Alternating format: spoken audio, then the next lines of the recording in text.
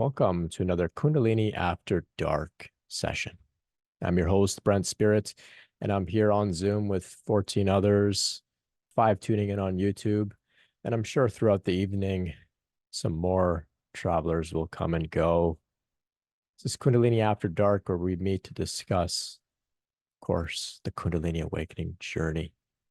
If you're listening to the recording in the archive, you can join us for the next After Dark session. Visit brentspirit.com/afterdark to register. If you're tuning in on Spotify, you can leave a rating for the show. You can hit follow. For those that have done that already, thank you so much. I see you. I see the ratings going up every now and then. I have to admit, I do look for the dopamine high after every little rating or new subscriber or whatever it is. So thank you so much. I appreciate all of your support. For those that are tuning in on YouTube, liking, subscribing, commenting, all that kind of stuff, I really appreciate it. It goes a long way. It helps me to spread the word and raise awareness about Kundalini. So thank you so much. So the topic tonight is Kundalini Awakening, signs and quote unquote symptoms. So I'll share a little bit about the signs and quote unquote symptoms. I'll talk a little bit about some of my experiences with those. And then I'm going to open the floor up for others to share about anything to do with Kundalini, with the path, with spiritual transformation. Of course, if you'd like to comment a little bit about some of the signs and symptoms you've experienced, maybe you've got some insights, some ideas, we'd love to hear that. But, the floor is open for anything related to the path, anything related to the path. All welcome here. Here to support one another, offer some resources, some insight, relate, let us know that we're not alone in this. So let's talk now about Kundalini Awakening, signs and symptoms. So right off the bat, I want to remind everybody that this process is highly, highly individualized, and we each are going to have a very unique experience that ranges in terms of the quality of our experiences, the type of those experiences, the frequency, the duration, the intensity, the timing, the order. It's all going to be so different across the board. I don't think anybody on earth has ever had your particular array of signs and quote unquote symptoms on the journey. Nobody's ever had my quote unquote signs and symptoms on the journey in the same way. It's very unique. It's just like your life is just my life, completely unique. Nobody's ever had the same type of experience. So when I describe symptoms, I've been saying quote unquote symptoms. The reason I'm saying that is because I don't feel that these experiences that we have related to Kundalini phenomena, I don't see them as symptoms, because symptoms to me implies that there's a problem, there's an illness, there's something that needs to be resolved. Whereas I don't think that there is anything going wrong here per se. I think Kundalini is a natural evolutionary process, right, that we all are going through, just like puberty, right? So we don't think that, growing hair on your legs is a symptom of something going wrong.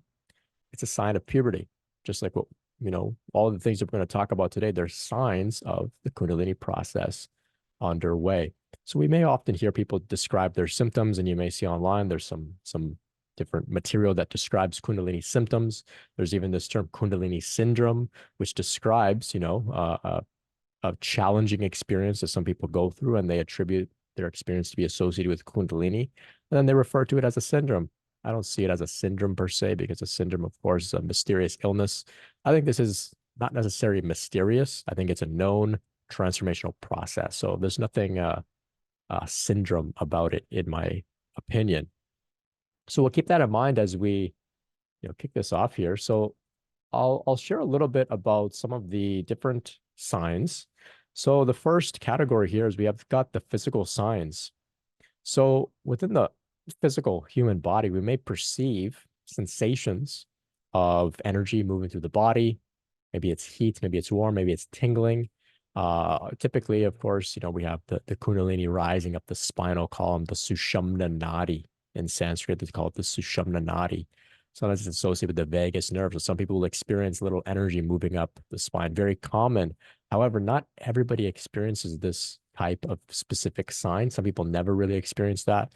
They experience, things to do with the entire body.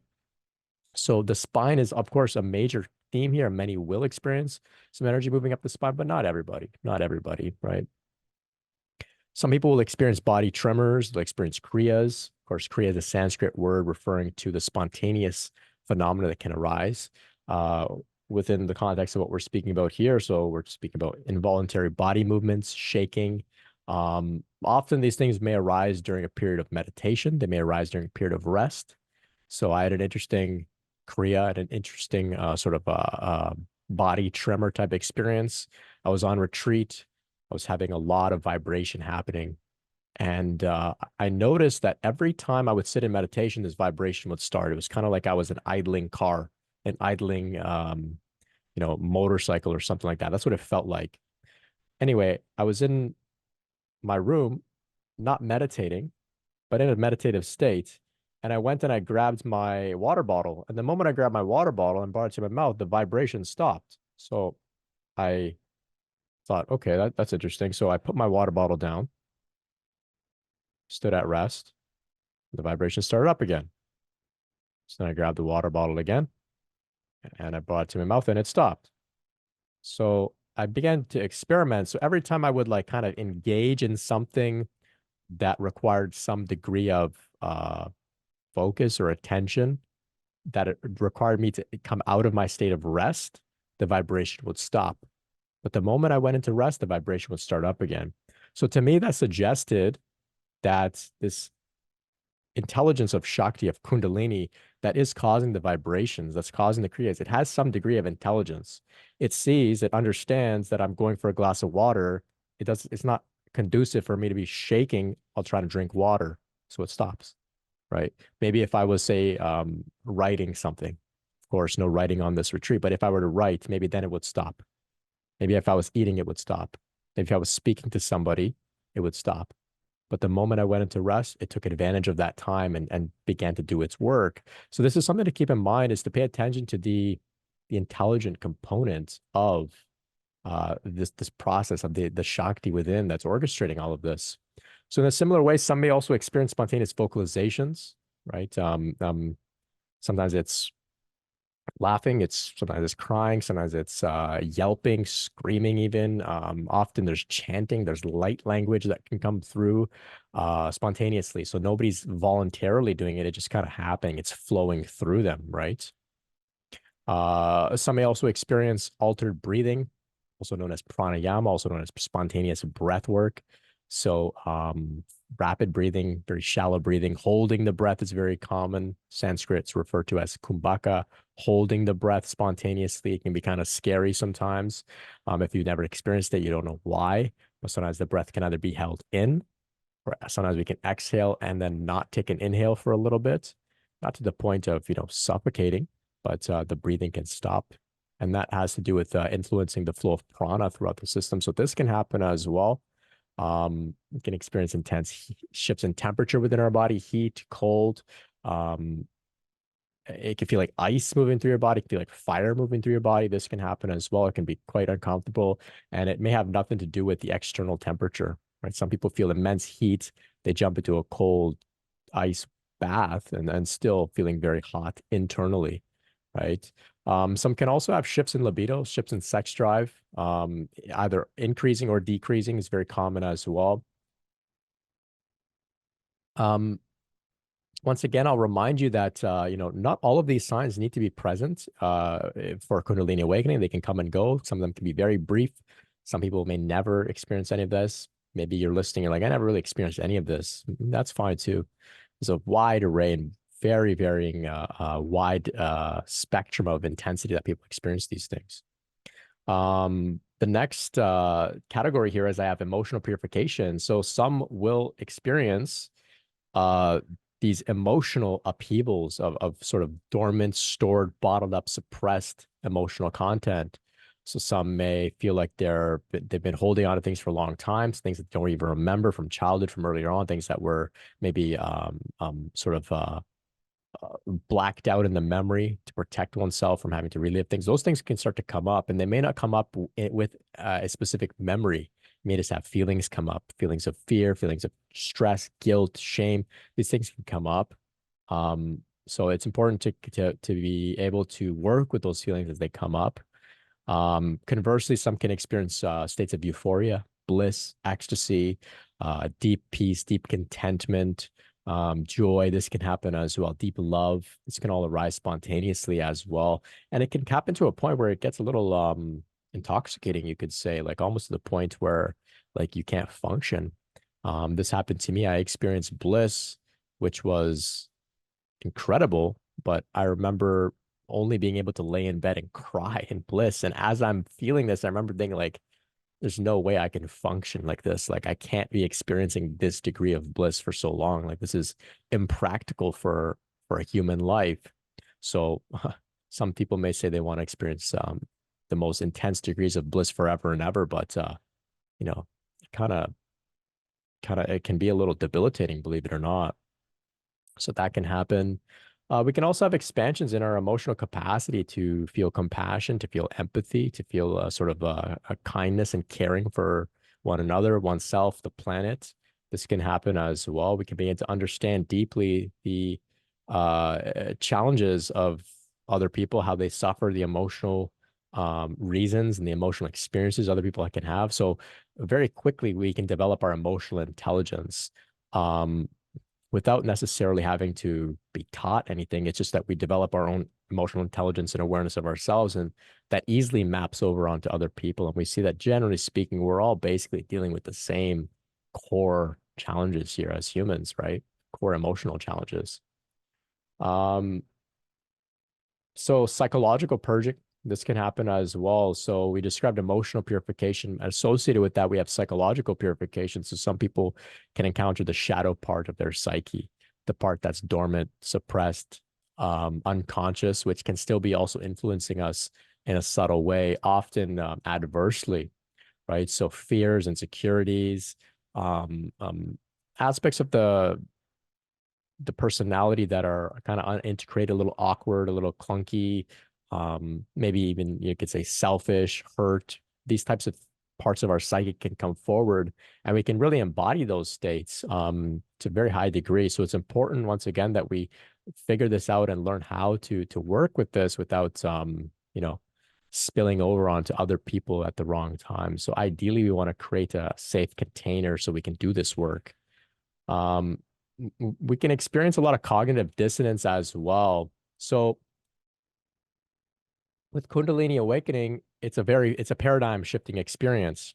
Unless you've experienced it, there's no way that you can fully comprehend what exactly this entails. So naturally, practically everybody, unless they were maybe raised up since they were children by a community or parents who were, very advanced, very evolved, who kept them, so who raised, children to understand this.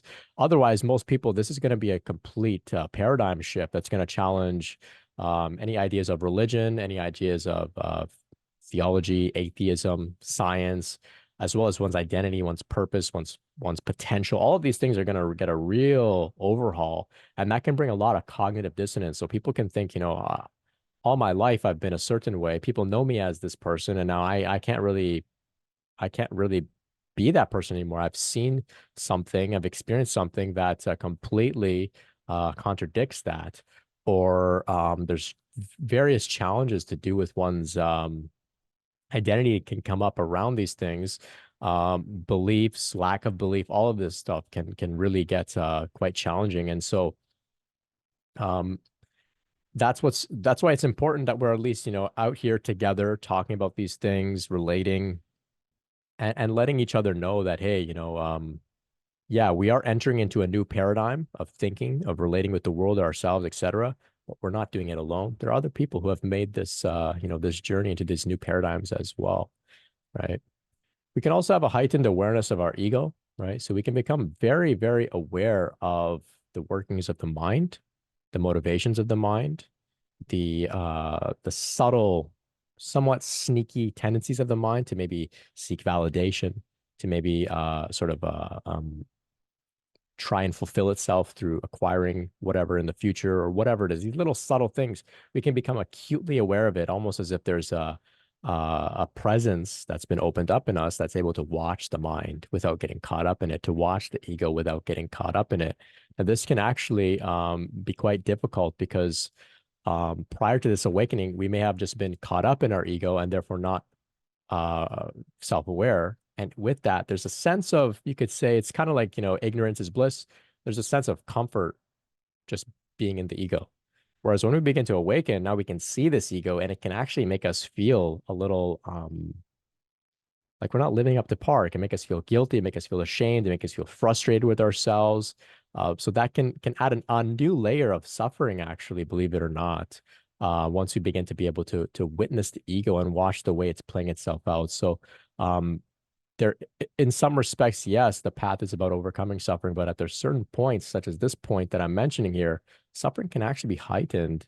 And it's important to be gentle with ourselves, not to use our spirituality against ourselves to beat ourselves up and whatnot, because of course we all have an ego, we all have tendencies, selfish tendencies, insecure tendencies, fearful tendencies, etc. So, it's not the end of the world if you begin to see this within yourself. We can have some spiritual signs as well. So we can just have a general intense longing for spiritual growth, almost like insatiable, right? Like this real fervor to go forth and develop spiritually. We may not even know what that means or how or what that looks like, but we just have this hunger for it.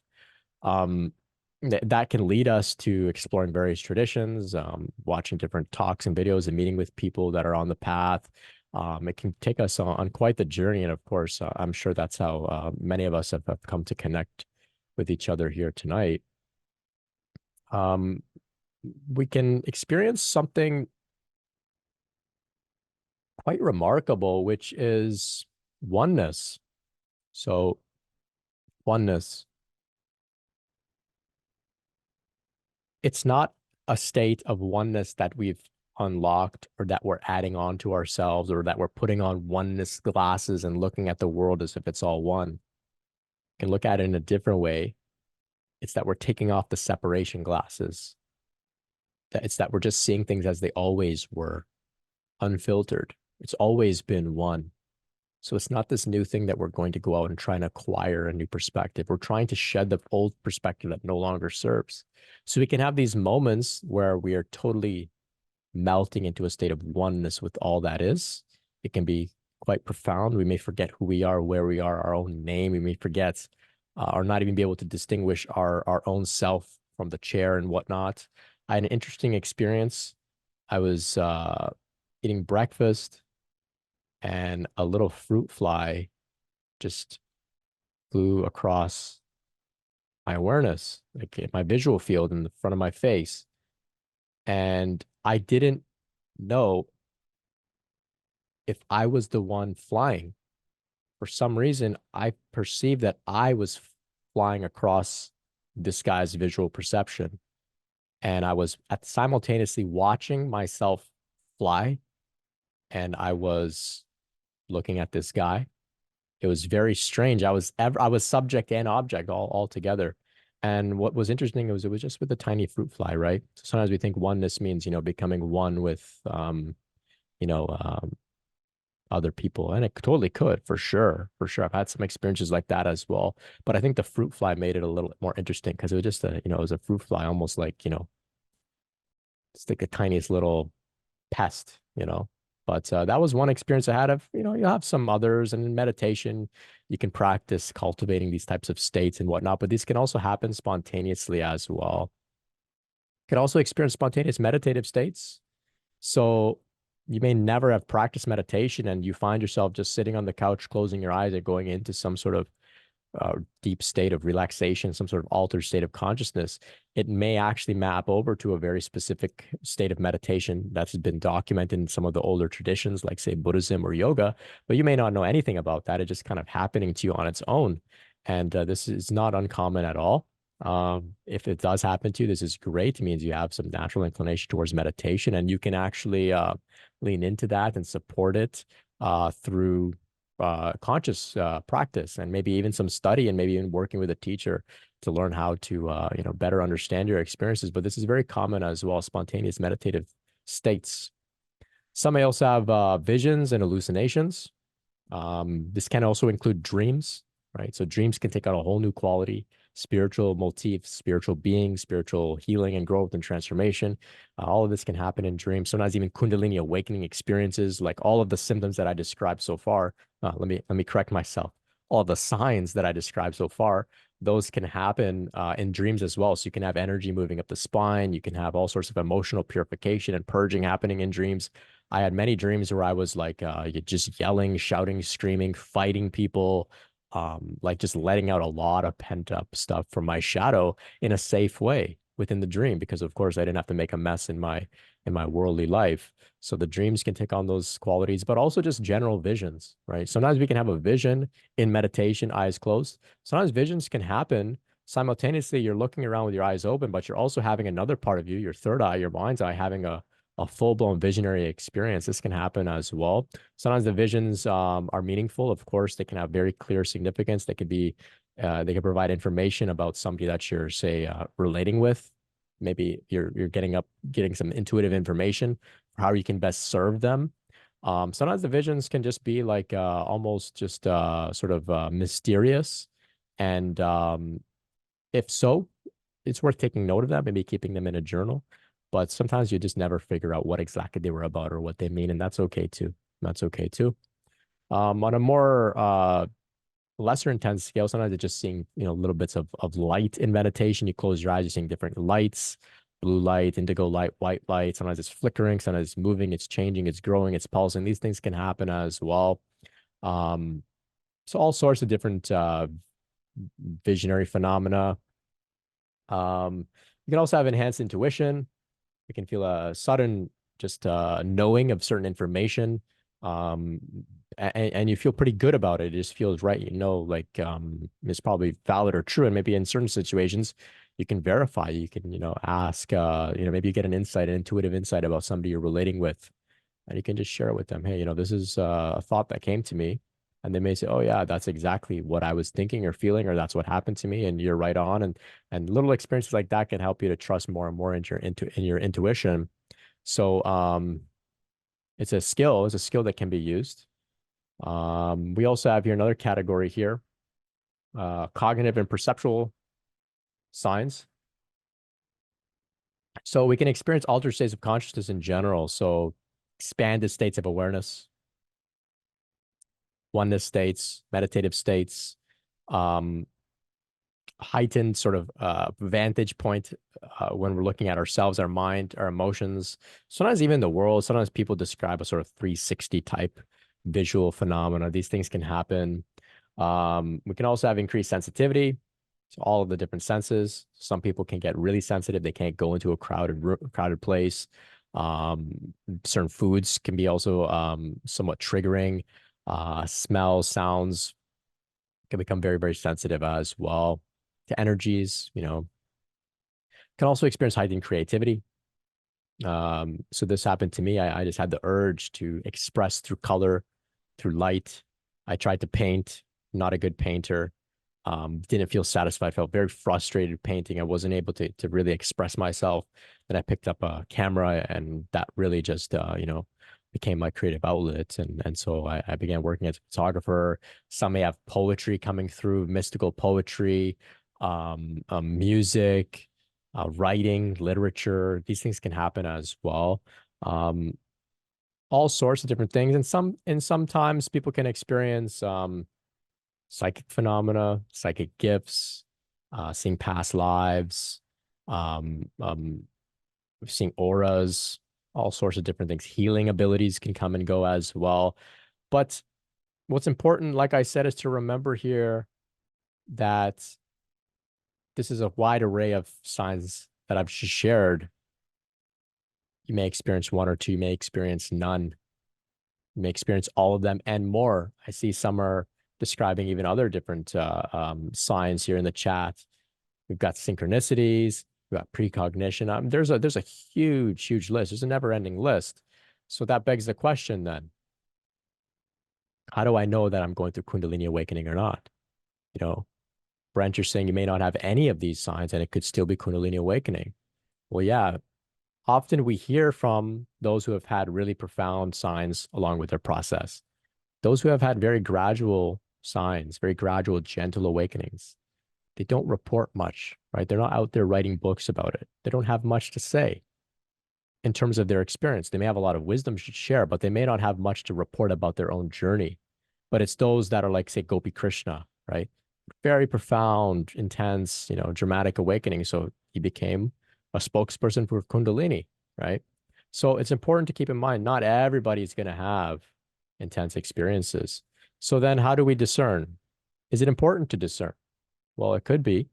Could be definitely important to discern whether you're dealing with Kundalini awakening or something else. Sure. In my view, the way that I approach this path is it doesn't really matter whether you're going through Kundalini awakening or not. Because the practices that I share, they're safe, they're universal, and they don't really matter.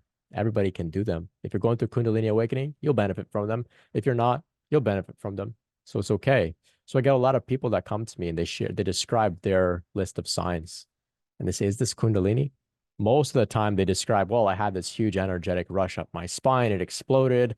I saw Shiva, and then I had an emotional purge. And then I developed healing abilities, and I experienced now the state of oneness with all that is.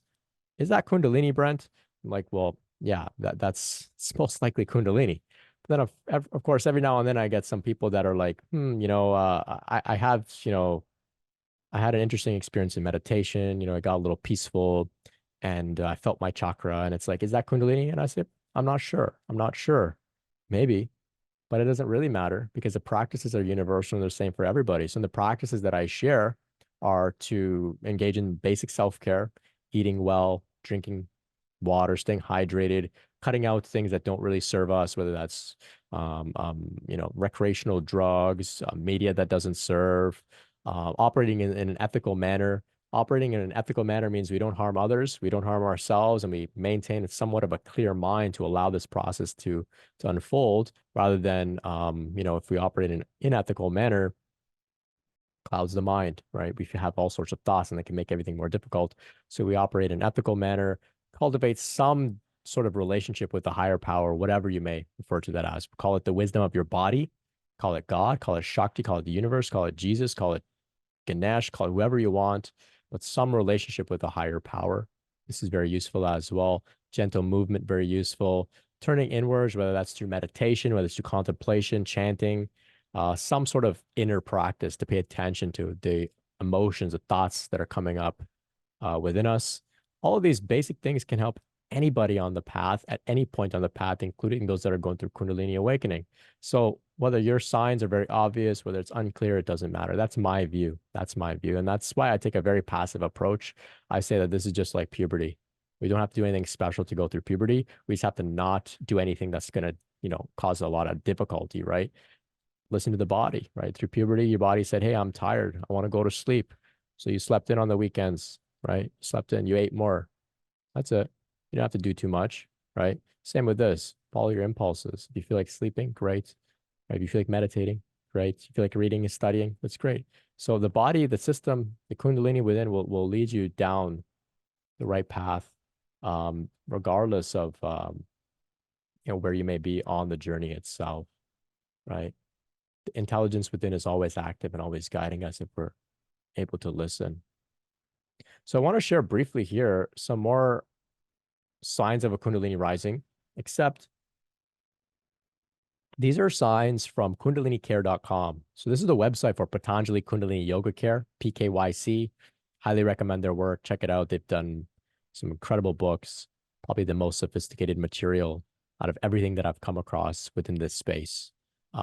They break down all the different types of Kundalini awakenings. There's a great book they have.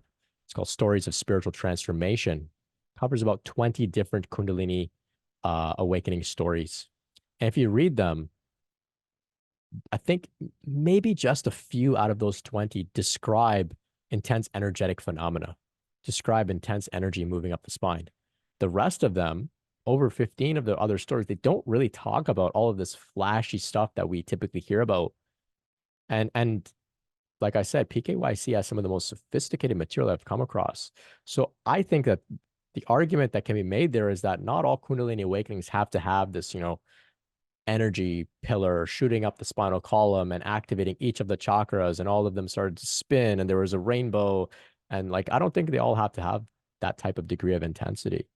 So I invite you, if you happen to be a person that's having a bit more of a gradual, subtle, gentle experience, and you can't really relate to some of us on the path that are talking about all of this far out stuff. That's a really good book. Patanjali Kundalini Yoga Cares, Stories of Spiritual Transformation is written by Joan Shivarpita Harrigan. I'm not affiliated with them. I just really like their work, and I think that they make a great they made a great contribution to this field. But on their website, kundalinicare.com, they have a list of signs of Kundalini process. And I just want to read the first few, just so you get an idea of what I mean here. So the very first sign that they have is simply a feeling different and not fitting in. That's the first sign they've listed on their site for signs of a Kundalini process. Feeling different and not fitting in. So that sounds super mundane and non-specific, and maybe we can say that virtually everybody feels this way, but I don't think so. I don't think everybody feels this way. But I think it's quite interesting that they've put it as the first sign to think about. They didn't say, oh, the first sign is energy moving up the spine, right? Like I did. Right. So they're beginning in a much more general place. The next one they have is a deep dissatisfaction or a yearning for inner development, right? A deep dissatisfaction or a yearning for inner development. Very simple as well. Very simple as well.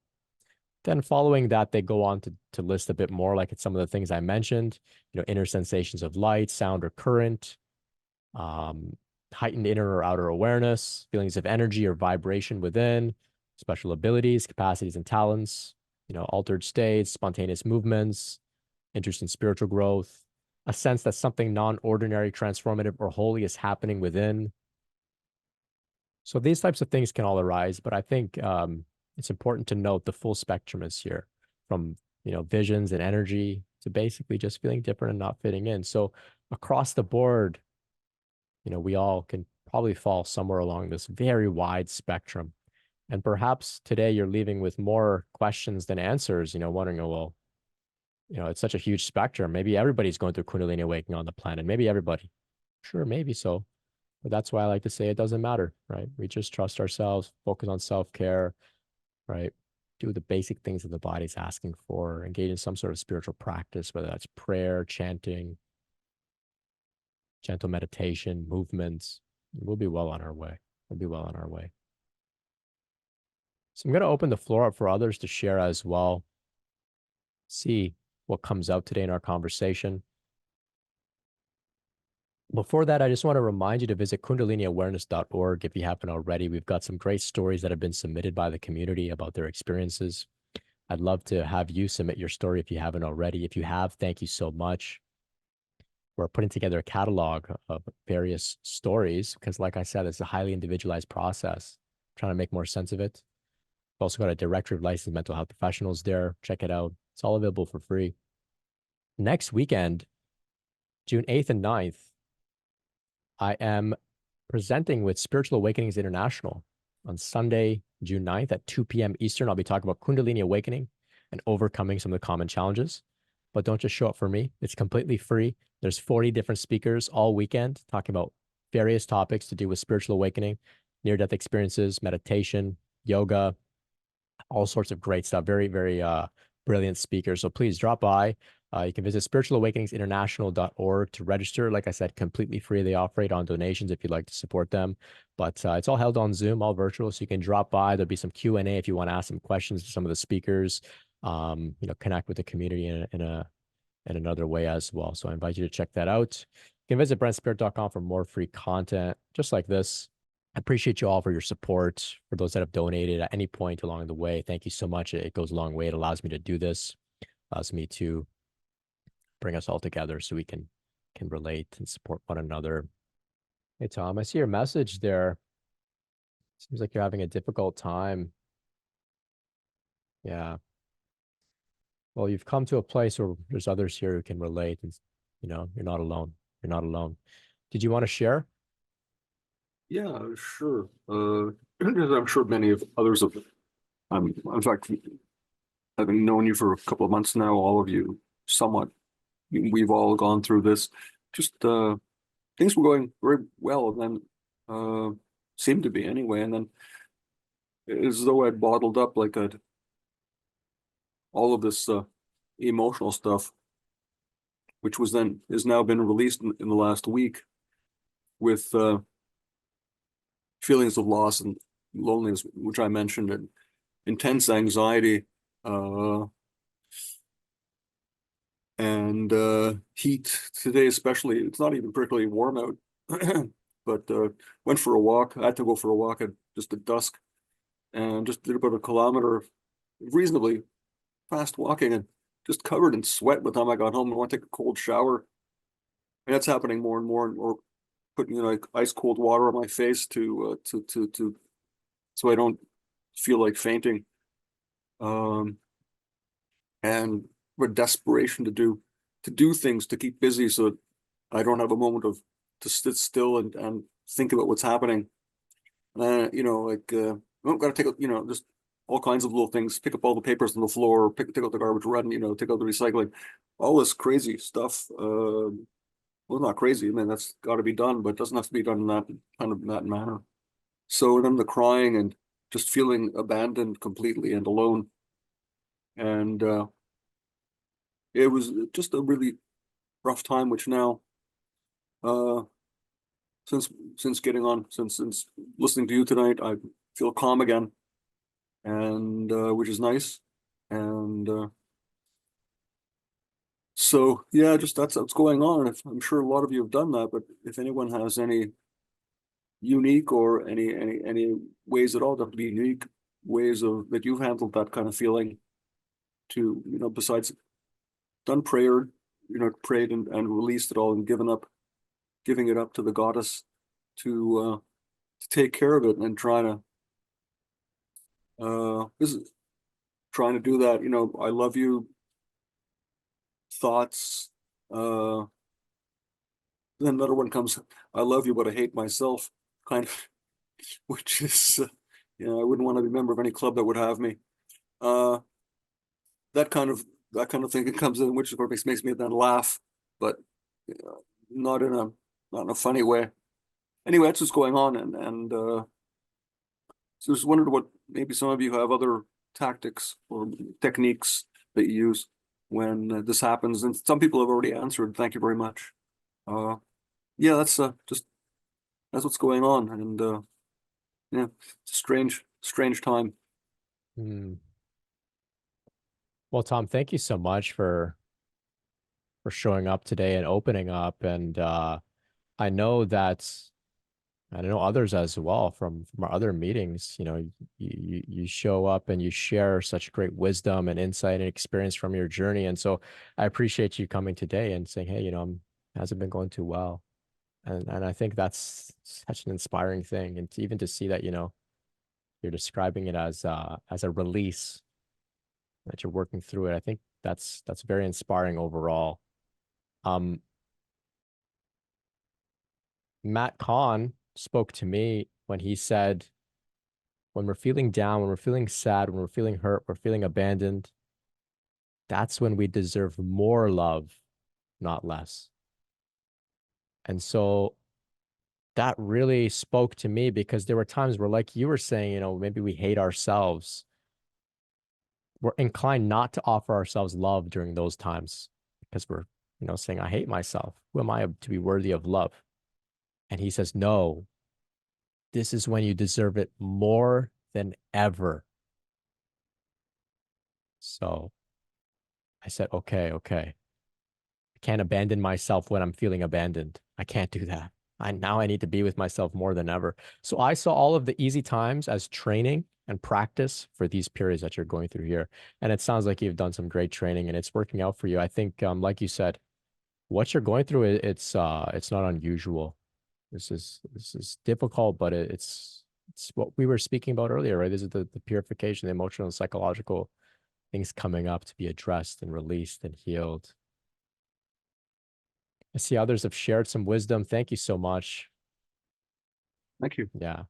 Yeah, Tom, you're not alone. And I really appreciate you for sharing always, but especially today for coming forth and speaking so openly about something that we all experience, myself included. So we'll go over to Nick here and see what Nick has to share as well. Hey, Brian, what's up, man? Hey, Nick. Yeah, I just wanted to add to what Tom said or respond and add to what you said too. Yeah, like going through my awakening journey was very much top down. So, I think that Kundalini awakened in me to kind of like in a top down manner because the trauma I had in the lower chakras from like abandonment wounds and those types of things was so deep that it was almost like a path of least resistance, that the energy was like, well, I can't go through those doors, so I'm gonna come through the back door essentially from the top down and work my way downwards. As a result, there was like a ton of conflict between Shakti moving through the chakras, especially when I would start to get down to the lower chakras where those wounds of like guilt and shame and abandonment were just hiding there in the shadow. I know when I went and did work with my shaman, like she would say that every time my energy would just try to get down into the lower chakras, it would just bounce off and I would just kind of like escape my body. And once I started getting in, once the energy started to work its way into those wounds, yeah, it was like exactly what Tom's talking about, like those really intense purging and feelings of intense abandonment and loneliness and pain would arise. And I started to do Ho'oponopono meditation, which is like really similar to what you're saying about just giving yourself love. But I would just sit in meditation every day for like 20 minutes. Instead of doing like my other meditations, I just abandoned those techniques and just did Ho'oponopono, where it's just like, thank you, please forgive me, I'm sorry, I love you. And I just started like alchemizing those abandonment and shame frequencies into the love frequency. Because if you look at, I can't remember the guy who wrote the book, but it's like David Hawkins. He wrote like the map of consciousness, like the different levels of consciousness. Although I think it's a bit arbitrary. It's like it shows like shame and guilt as being like some of those really low frequencies, and fear being low frequencies, whereas love is like one of the higher frequencies.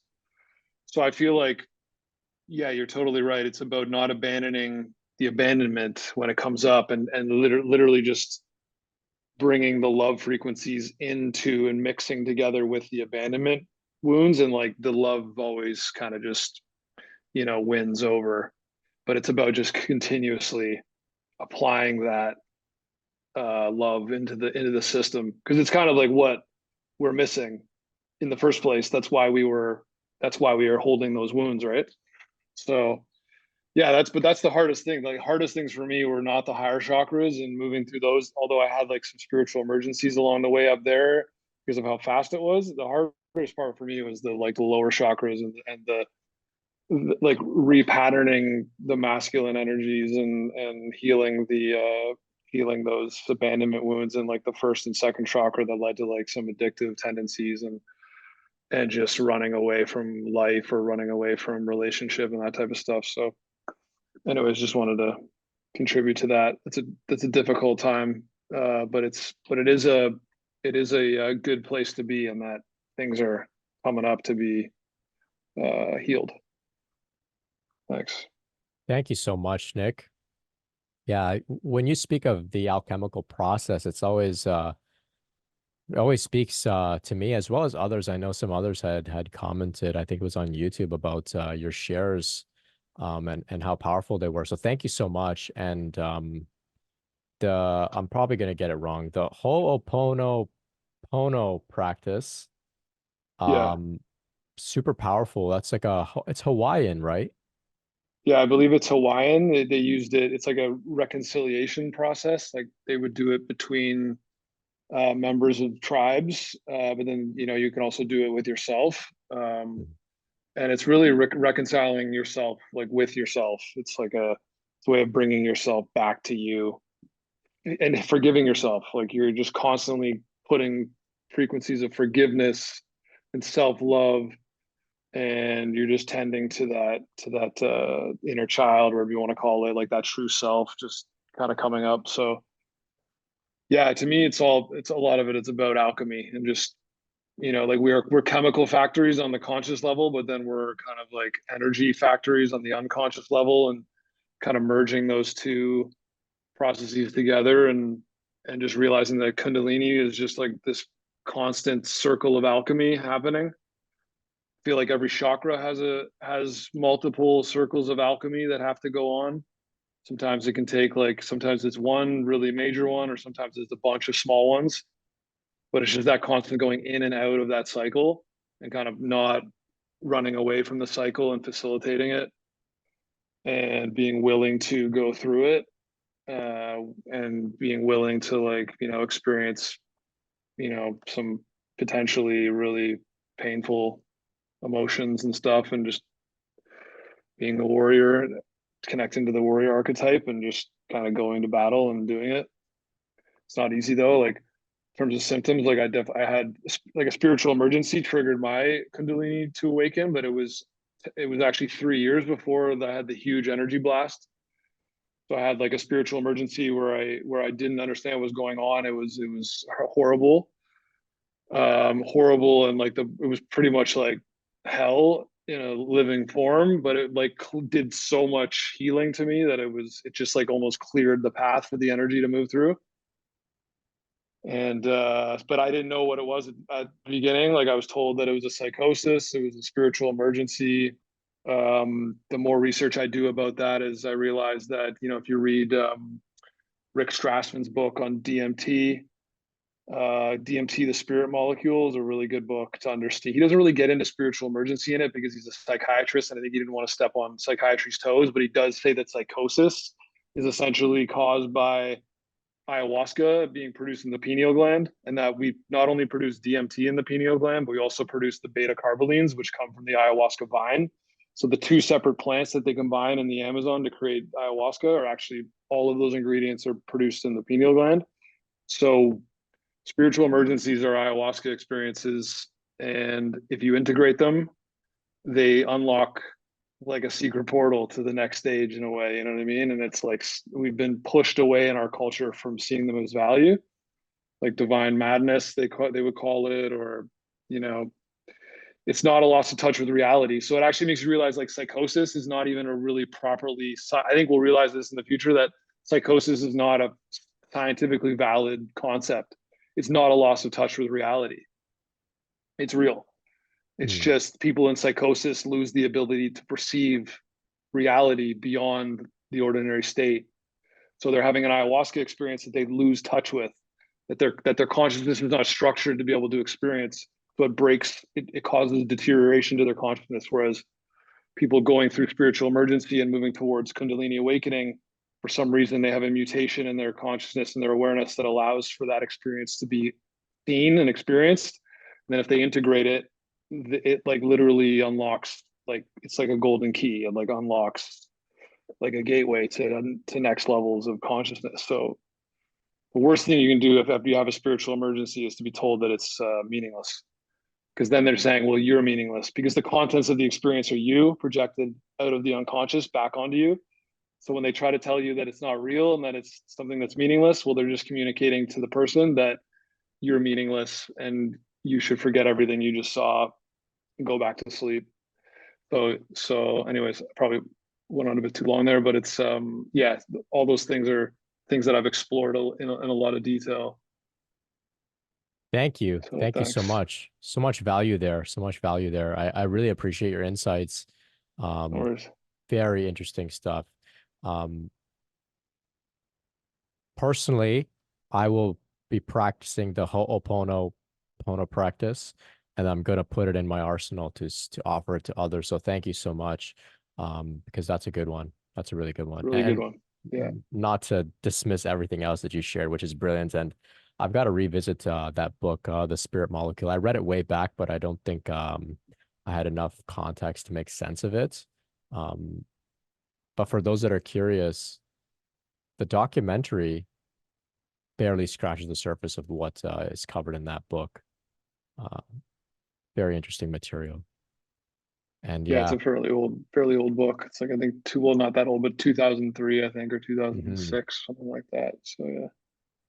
Yeah, but you're right. To have these experiences validated is probably the number one thing that we can do for somebody going through this, is just to not dismiss them.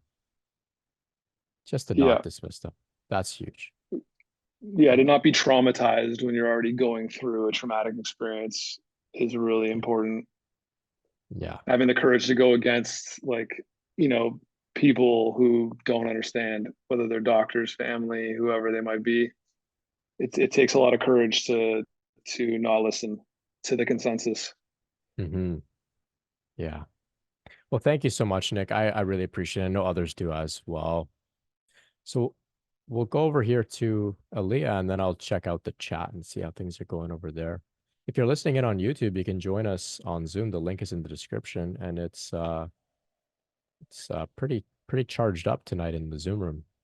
Maybe others are feeling it. How's it going, Aaliyah? I'll show myself. Show yourself. Mhm. Hi guys. Hey. Hey. Yeah, I just wanted to share around the power of transformative prayer. It's something that I kind of hooked in with a year or two ago, and now I'm actually using it with clients and with myself. And it's a prayer that actually it works through all the different layers of the body and the energy system. It's a prayer you say out loud for different things, and I'll post the information in the chat for those that are interested. But I think there's about 3 books. One of them is on it's all mystic prayer, and there's one here for self-love, which is sort of feels appropriate for what's been shared on Zoom tonight. Extremely powerful. I mean, working with the Kundalini, these words go right into the nadis, the chakras, the different layers, and it actually move the whole body. And it's a way of cleansing and purifying and transforming the blockages. And So sorry to hugely interrupt. helpful. Who was that book by? Yeah, it's by a lady in Australia called Anne Marie. I'll put it in the chat. Mm-hmm. L-M, and she's her teacher is a guy called Jer Lyons. I'll put his name in too, and he's an old school um, spiritual healer, a Celtic um, teacher, spiritual teacher, and healer. And I kind of glommed onto him a couple of years ago, and I've done some training with him, and it's very powerful. I keep saying that, but it's true. Mm-hmm. And she was a student of his, and all of these prayers were downloaded through his training, just channeled. And every word you just feel channeled. You know, when we feel something's being channeled, and these prayers are powerful. And there's a book around. There's about 21 prayers in each book. Self-care. There's the healing mystic prayer for creativity, and one for the healing prayers for the body. So I want to give a shout out for those, and really helpful for the people I'm working with for healing right now. Awesome. Thank you. Are there any short ones that you could perhaps read to us? I don't mean to put you on the Oh, spot. I'd Yeah, love to. please, please. Okay, well, I'll pick one out of self-care. And you can actually pick, there's a table of contents. So very much like Matt Kahn, you know, love is awareness, patience, kindness, support. So there's all of these types of love, which you focus on whatever's going on. But maybe just because we've been talking about Ho'oponopono, we'll go to love is forgiveness. Okay, all right. Please. So as I speak, you repeat after me. So repeat after me, everyone, you know, speak out loud. Okay, so I'm gonna mute myself just so that I don't disturb the flow of the recording. Okay. It goes on for a couple of pages in the book here, but let's just see how it works for folks. Here we go. And there may be terms in here, just a caution, that may not agree with everybody. It refers to Great Spirit. It may, so just insert whatever that is for yourselves. So here goes. Great Spirit, Thank you for all the times I have had the courage to forgive myself, and all the times I have forgiven others. Thank you for the teaching of Jesus and other avatars. That helps me to purify my consciousness as I forgive myself for the things I didn't know. Help me also to forgive others for the things they didn't know. Please cleanse, clear, and purify me of any guilt, shame, blame, or situation where I feel like I'm a bad person. Melt this out of my body and out of my heart. Fill my body and heart with pure love and forgiveness.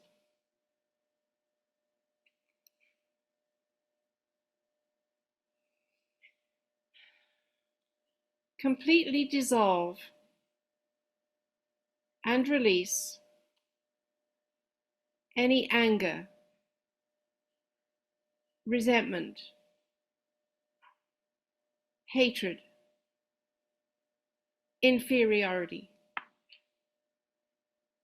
jealousy, stress, tension, and frustration.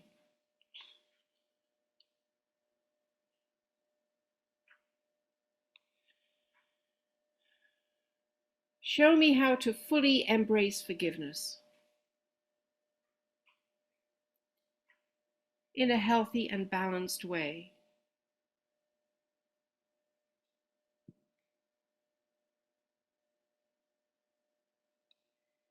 Please find and clear any beliefs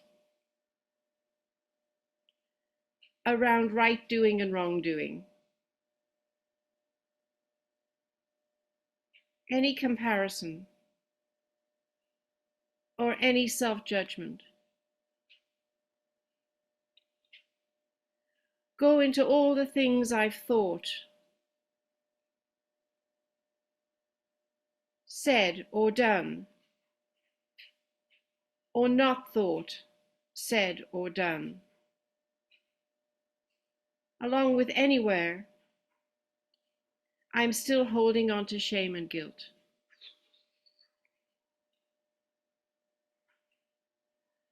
Wash me clean and help me to forgive myself for what I did before I knew better, for what I had to do to survive,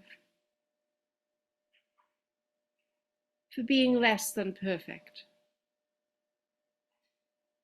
or for being fallible. Forgive me for not being more, for being imperfect, and for learning the hard way.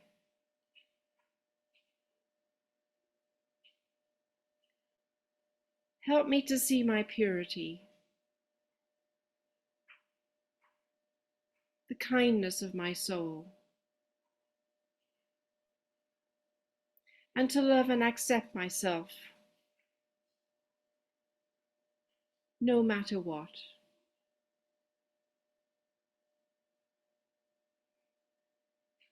Please release and clear any feeling of being obligated,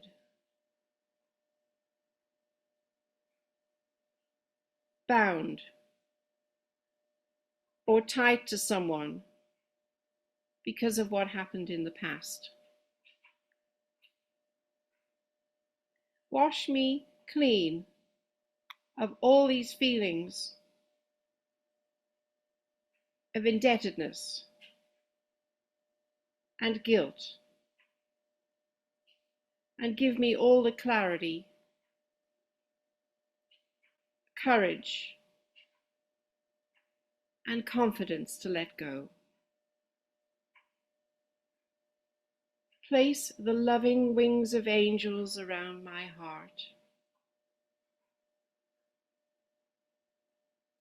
Heal and repair all the brokenness,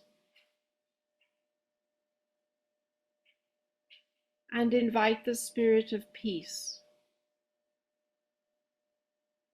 kindness, and forgiveness into my heart.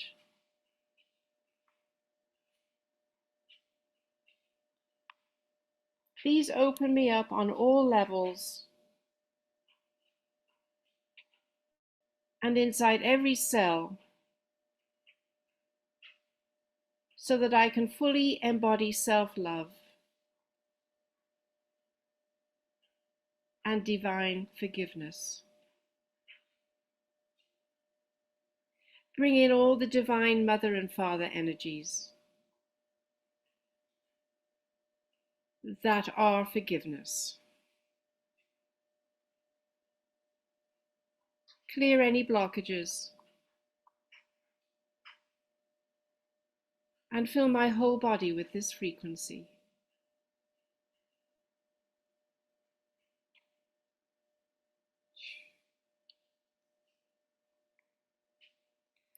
Fully connect me to the field of forgiveness and the stream of love that never runs dry.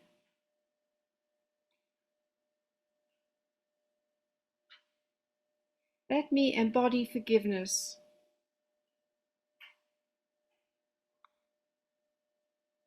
as the salty tears fall to my heart and enter the stream of love. Thank you, Great Spirit. It is done.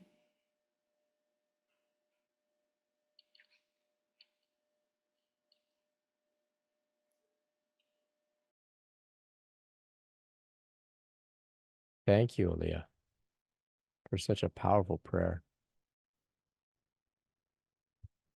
Very thorough, very soothing. It felt like going in with a toothbrush and cleaning up all the grudges and blame and guilt and shame. Please let us know how you felt after Aaliyah's sharing of this prayer. Very powerful. Some great messages for you, Aaliyah. Alchemist Frequency Healer on YouTube says, thank you. It's beautiful. You've got some emojis. All right, brilliant. Thank you so much. That's very powerful. Very powerful. Wow. Such a gift, right? Such a gift to ourselves to forgive. So let's see how things are going in the chat here. Serpent Power here says, Patanjali Kundalini Yoga Care mentions Kundalini reaching the Makara point, upper process roots, will lead to purgings. Do you know if there's a way to confirm this? Well, from what I understand, and I may be a little off, within the brain centers, there are particular energetic connections to each of the chakras from the brain itself. So there's a section for root, sacral, manipura, et cetera, within the brain itself. And so when Kundalini reaches Makara point, which is a point within the brain center, and she can begin to work directly with each chakra from the brain itself rather than having to go up and down. And this can bring some purging. This has been my experience, generally speaking, though I have not worked directly with PKYC, so I can't give you the exact details and or confirm exactly what they're sharing, but it seems to be consistent with my experience. There are some interesting diagrams where they break down these different things, like I'm saying, the different points within the brain. The books go much more in detail into these things as opposed to what's on their website. Interesting information, but in my opinion, I'm generally speaking, I'm not too much of a specifics guy. I like to keep it simple. So in my view, Kundalini awakening, there may come some purging, there may come some purification. When, how, to what intensity, to what degree, how frequently, I can't say. It's very different for everybody. But it's something that we should be mindful of, that it does happen during this process for sure. But this is an interesting question, Serpent Power. Highly recommend their books. Tracy shares here, I'm just now realizing that one of my first signs was my suddenly feeling different and not belonging at my job. It was a new job, so I thought that was the cause. But now I know it was the beginning of my Kundalini awakening. Yeah. Just an overall feeling of something needs to change. Something doesn't, there's this uncomfortable feeling that can arise that can only seem to be resolved with spiritual development and exploration. Right. Interesting. Tom's asking here, has anyone had experiences of watching the body as awareness while the body sleeps? Serpent Power says here, yes, it's happened to me a few times. Became aware and felt a strong vibration as if something's being detached from my body. My awareness just floated up and I saw my body from near the ceiling of my room. Freaked out the first time and had to wait my awareness to return to the body before I could wake up. Very interesting. Yeah. So there are some very advanced practitioners and travelers of the spiritual path in general that describe ceaseless awareness even during sleep. And there is a bit of a debate online that I've seen where people kind of say, that's one marker of a really, truly awakened person. They don't lose awareness when they sleep. Whereas there are others who say, they seem to be quite awake, who say, I go fully to sleep. So it's a bit of a debate online. There's many debates. Once you get into these more advanced territory of the path, there's all sorts of different debates and nuances to the path. My experience, if I get into a very meditative sort of, if I get a lot of momentum with my meditation, I can find myself in basically what you described here, Tom, aware while my body is sleeping. It's like I am awake and asleep at the same time. It's a little unusual. It's kind of like I'm just watching the body sleep. But there's no thoughts associated with it. There's no sense of time. It's just like, there's a light on while I'm sleeping and it's the light inside. It happens not consistently. Sometimes I pass right out. Sometimes I wake, I wake up in terms of my awareness wakes up before my body wakes up. So there are many times in the morning or even in the night where I awaken without opening my eyes. Often when somebody wakes up in the morning, it's the first they open their eyes. I wake up without opening my eyes sometimes. So I can just lay there. My body's still asleep, but I'm awake. Very unusual experience. Interesting. The more you meditate, the line between meditating and not meditating, even while sleeping, that line can get very blurred, So meditation doesn't have to begin when you sit down and close your eyes and end when your timer goes off. It can just kind of become like a seamless sort of journey. So it happens with some practice. Anani Mouse has a question here, and I open up floor for others to respond as well. Hey, Brent, I have a question about psychosis and Kundalini. Back in 2008, I had what I now believe was a psychotic break / episode during an LSD / ecstasy trip that absolutely devastated my life at the time. A few years later, I started hearing voices on top of it, something that I'm still dealing with to this day. My official diagnosis is affective disorder. I was about 19 when I had the episode, but now I'm 35. Based on the pattern of the last 16 years, it seems like I may very well be dealing with debilitating psychotic symptoms for the rest of my life. So my question is, do you think that Kundalini played a part in what I've experienced? I didn't know anything about spirituality back then. I never even heard of Kundalini or chakras. If Kundalini was involved, do you think that it's possible for long-term schizophrenia patients like me to salvage our Kundalini awakenings that went so unacknowledged and undealt with for so long? Yeah, this is an interesting question here, and thank you for sharing. And I welcome others to respond as well if you have some thoughts. Of course, no medical advice here from anybody. I'm not a doctor, psychiatrist, psychologist, and so this is just spiritual ramblings from some guy on the internet. So please keep that in mind. Yeah, unfortunate experiences here, right? And as we know, psychedelics in particular can induce psychosis. If not the psychedelics themselves, psychedelics often can cause difficulty sleeping. They can cause a person to, perhaps depending on the dose, just stay awake for a few days. And as we know, sleep deprivation can also lead to serious mental illness. It can also, if somebody has the, genetic predisposition for some of this stuff, under certain stressors, these things can begin to emerge. For some, it does tend to happen, once they hit their adult years, like you shared here. It was about when you were 19. So this can happen. And it doesn't always necessarily have to do something with Kundalini, right? So psychosis and other mental illnesses, schizoaffective disorder, these are real things that, doesn't necessarily have to do anything with Kundalini. So we don't want to just think it's one or the other. So it's important to understand that. However, of course, you found your way to this meeting. I'm sure that naturally this means that, you're experiencing some things which you suspect must be associated with Kundalini and spiritual transformation in general.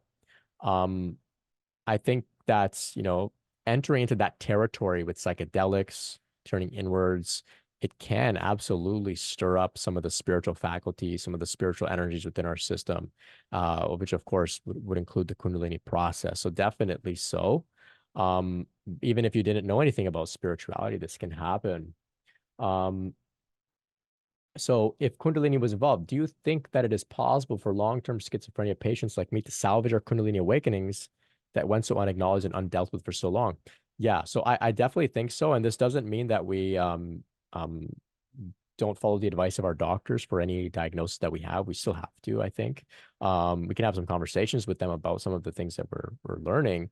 But of course, just keep that in mind. We have to follow the guidance of our doctors. But the nice part about this process is that, with the right practices through self-care, right? Through finding the right sort of spiritual practice that work for us, whether that's meditation, whether it's movement, whether it's prayer, whether it's chanting, study, whatever it may be, if we sort of begin to incorporate those practices in a conscious way, eating well, staying hydrated, connecting with community, maybe seeking to do some shadow work, whether that's on our own or in community or with therapy, whatever it may be, this can all help. And we can, quote unquote, salvage our Kundalini awakening that maybe we didn't really support all of this time. And it's not unheard of at all. There are some people who, maybe didn't even know that they were dealing with Kundalini for 20 years. And when they finally figured it out, suddenly they're making leaps and bounds in months because now they're working with their process in a conscious way.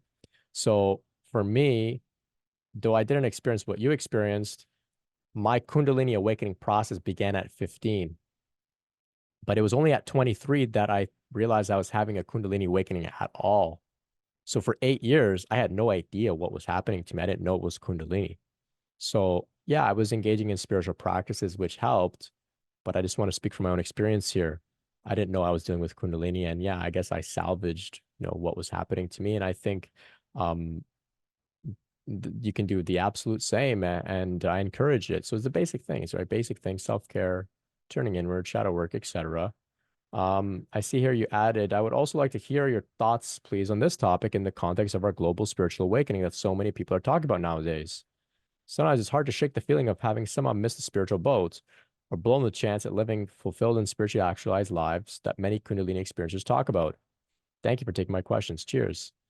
Oh yeah. So that was actually the next point that I was thinking of making here, was that some people I've noticed had profound awakenings, say decades ago. They kind of weren't given enough attention. They weren't given attention at the time because their life had other important themes. But now the momentum of our collective awakening, our collective ascension, has reached a certain point where now many people are rediscovering their spirituality in a new way, and jumping right on to the boats. As you haven't missed a boat at all. You've been on the boat the whole time, so you're not going to miss anything. And and you just begin to practice, and like I said, in months people make extremely meaningful progress. So you haven't blown any chances. Not at all, not at all. And in some respects you could look at it this way, and this is just another bit of a more far out paradigm, but some people come into this life with their previous incarnation being one that had many, many decades of spiritual practice. And now they come into this lifetime, and it may take 10, 20, 30 years, even more, before they rediscovered the fruits of their previous incarnation spiritual development. So in that period where they didn't really know about their spiritual development in the previous life, they didn't miss a boat. They didn't have to, stress or struggle to salvage anything. It just wasn't appropriate for them. They had other themes to address. And same like you, perhaps between 19 and 35, you were focusing on other themes, and now you've come to the point where it's time to pay attention to your spiritual development, and that's fine. But no stress here, no stress at all. There's definitely, you haven't missed the boat, not at all, not at all. You're here with us, and I think you'll be well on your way. So let's go over to Tom, see what Tom has to share for us. Think about the missing the boat concept. Some people receive Shaktipat even from a guru, and everyone around them is getting, doing spontaneous kriyas and getting into deep meditation, etc. This person gets nothing, and so they go again and experience nothing much happens, but they enjoy it, so they might learn to meditate. They go, then one day, boom, they have a full-blown experience. And so I'm going to refer to them as wet logs. This Kundalini has to dry them out a little bit before she can get the fire started. And once it starts, it blazes. So don't worry about that kind of thing. It's been working in you for 15 or 16 years, I think you said. And now you found yourself in a group of people who have experiences and are experiencing the same things as you, or very similar things. It just takes a long time for some people to get to that point where they're ready for it, even though she's working away quietly behind the scenes. And well, anyway, I wish you luck with it. All the best, and bless you. Oh, thank you, Tom. Very reassuring. Yeah, very reassuring. Behind the scenes work, for sure. Lots of work happening behind the scenes. Yeah, there's a great video. It's called The Gathering of the Tribe. Highly recommend that you look this video up on YouTube. It's about 10 minutes. It's animated. It's brilliant storytelling. The Gathering of the Tribe. And they describe the ascension process taking place on the planet, and it describes how certain people, likely all of us, have been called to support the planet at this time of ascension. And it's a telling of what's meant to unfold. And what they say, I will paraphrase, is basically it's guaranteed to succeed. However, it requires our participation. And in the same way, there's work happening behind the scenes in order to make sure that everything succeeds. So you can't get it wrong. You just have to participate. And just like what Aaliyah was sharing earlier, once again, I'll paraphrase, we forgive ourselves for doing the best that we could at the time with whatever we knew, with the awareness that we had at the time. And that's all we needed to do, right? We just have to understand that, maybe we didn't know about Kundalini for the past decade. It's okay. That's the beauty of this, the Shakti, the energy, the Kundalini, the universe, God, whatever, is so understanding and forgiving and supportive. And so, like Tom was saying, there's lots of work that was happening behind the scenes anyway. And in fact, you may look back and begin to actually take note of some of that work. I see that a lot as well with people that say, I didn't know I was having a Kundalini awakening for 20 years. Meanwhile, you know, they went to do a bunch of yoga retreats and they learned how to, you know, they went to therapy for healing and all this sorts of thing. And that's all necessary Kundalini work anyway. They didn't know it was Kundalini work. So perhaps there's some situations like that that you can look back on in your own life. Davina is offering some support. Offer an I love you to the one who hates himself or herself, as opposed to attempting to negate self-hate with self-love. Self-hate is allowed. Self-hate deserves a witness just like anything else. It's not you. If you can notice it, look at it, talk about it, then it isn't you. It too is precious, young, and innocent. Oh, what a great perspective. What a great all-encompassing, unconditional perspective. Yeah, no bad parts, even self-hate. Begin to wrap it up here. Thank you all so much for joining us once again for an exciting Kundalini After Dark. This was a really fun one. Lots of healing tonight. That's what I feel. Lots of healing. So much love. So much forgiveness. So much support. Thank you all so much. Check out kundaliniawareness.org if you haven't already. Got the directory of licensed mental health professionals there. Stories. You can submit your story. I really appreciate that. We'll meet tomorrow for a Q&A meeting on Zoom. We meet every Monday, 2 p.m. Eastern. Join us. You can visit brentspirit.com/KundaliniQA to register for that one. If you're looking for some one-to-one support, you can visit brentspirit.com as well. I've got some availability this month. Appreciate you all. Thank you all so much. I appreciate you all of your support, donations, sharing, commenting, everything like that. I really appreciate all of that. It goes a very long way. Take care. Take care. Much love. Good night. Good night.